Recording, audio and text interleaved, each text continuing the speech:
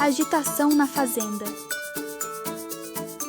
No curral da fazenda do Sr. Nico, uma agitação incomum se espalhou entre as mães dos animais. A mamãe galinha, ovelha e vaca estavam em busca de seus filhotes, que de alguma forma tinham sumido misteriosamente.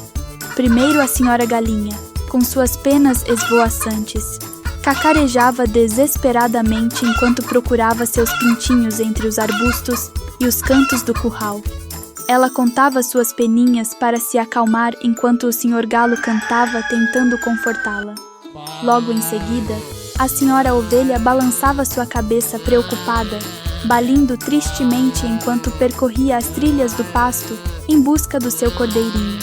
As outras ovelhas tentavam ajudar, mas o medo dominava o rebanho. Enquanto isso, a senhora vaca, com seus grandes olhos, procurava freneticamente por seu bezerro, inspecionando cada canto do estábulo e chamando por ele com mugidos desesperados. O senhor touro tentava acalmá-la com seu mugido grave, mas até mesmo ele estava preocupado. À medida que o sol se punha lentamente no horizonte, muitos sussurros se espalhavam pelo curral. De repente, ouviram-se piados, bás e mus de alegria.